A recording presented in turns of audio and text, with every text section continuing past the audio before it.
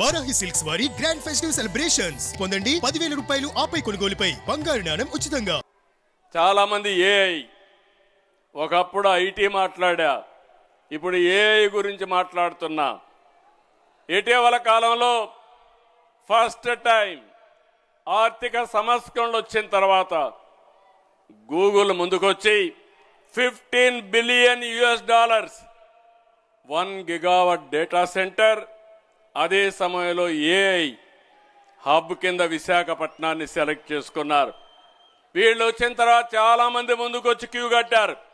Reliance వస్తున్నారు, చాలా కంపెనీలు వస్తున్నాయి. చాలా మంది డేటా సెంటర్లు పెట్టి ఆర్టిఫిషియల్ ఇంటెలిజెన్స్తో ముందుకు పోయే పరిస్థితికి వచ్చారు. ఇవన్నీ వచ్చిన తర్వాత చాలా మంది నన్ను అడుగుతున్నారు, ఇప్పుడు ఇవన్నీ వస్తే ఉద్యోగాలు పోతాయని.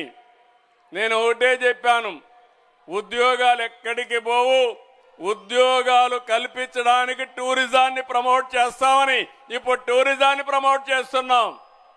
నిన్నే నేను సూర్య లంక చూశాను, ఇంతవరకు గోవా బీచ్ మాట్లాడుతున్నాం.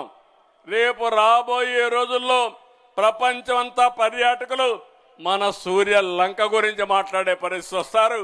మీకు అనుమానం అవసరం లేదు. ఇలాంటివి ఒక పక్క పోలవరం చూస్తే, పాపికొండలు చూస్తే బ్యూటిఫుల్ ప్లేస్ వచ్చే పరిస్థితికి వచ్చింది. ఇలాంటివన్నీ కూడా మనం చూసినప్పుడు రాష్ట్రం మొత్తం ఇప్పుడే మన వాళ్ళు ఇది అయిన తర్వాత పులికాట్ దగ్గర ఫ్లెమింగో ఫెస్టివల్ వస్తూ ఉంది. తర్వాత గండికోట ఉత్సవాలు, గ్రాండ్ కెనన్ గురించి మాట్లాడతాం. అలాంటిది బ్రహ్మాండమైన ప్లేసు గండికోట. విశాఖ అరకు కాఫీ, అరకు ఉత్సవాలు. ఈరోజు అరకు కాఫీ గ్లోబల్ కాఫీ అయింది. దీన్ని ప్రమోట్ చేయడం మొదలుపెట్టాం. మొన్నే ఆనంద్ మహేంద్ర ఒక ట్వీట్ ఇచ్చాడు, అరకు కాఫీ కేజీ 10,000 రూపాయలు. దాన్ని ఆన్లైన్లో పెడితే 1 గంటలో అమ్ముడైపోయినాయి. ఎంత డిమాండ్ ఉందో మీరు గుర్తుపెట్టుకోవాల్సిన అవసరం ఉంది. That is the power of Araku coffee అని చెప్పి కూడా నేను మీకు తెలియజేస్తున్నా. దానికోసం అరకు ఉత్సవం పెడుతున్నాం. ఏపీ ట్రావెల్ మార్ట్ ఈవెంట్తో 9 జిల్లాల్లో ప్రత్యేకమైన కార్యక్రమాలు రూపొందిస్తున్నాం. ఇక టెంపుల్ టూరిజంలో ఎవ్వరూ మనతో బీట్గా లేరు. వెంకటేశ్వర స్వామి మన రాష్ట్రంలో పుట్టడం మనందరికీ అదృష్టం. కలియుగ దైవం వెంకటేశ్వర స్వామి, ఆయన బ్లెస్సింగ్స్ ఎప్పుడు మనకు ఉంటాయి. అందుకే నేను ఎప్పుడు ఆలోచిస్తాను, అమరావతి ప్రజా రాజధాని, అమరావతి దేవతల రాజధాని, కలియుగ దేవుడు వెంకటేశ్వర స్వామి. వీళ్ళందరూ ఈ రాష్ట్రంలో ఉంటే ఇంకా అపజయం అనే మాటే లేదని మీరు అందరికి కూడా విజ్ఞప్తి చేస్తున్నా. అలాంటి శక్తివంతమైన రాష్ట్రంగా మనం ముందుకు పోవాల్సిన అవసరం ఉంది. ఇలాంటివన్నీ కూడా నేను మిమ్మల్ని అందరినీ కోరేది, ఎందుకంటే ఒక ఉత్సాహం ఉండాలి, ఒక స్ఫూర్తి ఉండాలి, పని చేయాలి, క్రియేటివ్ ఎకానమీలో ముందుకు పోవాలి.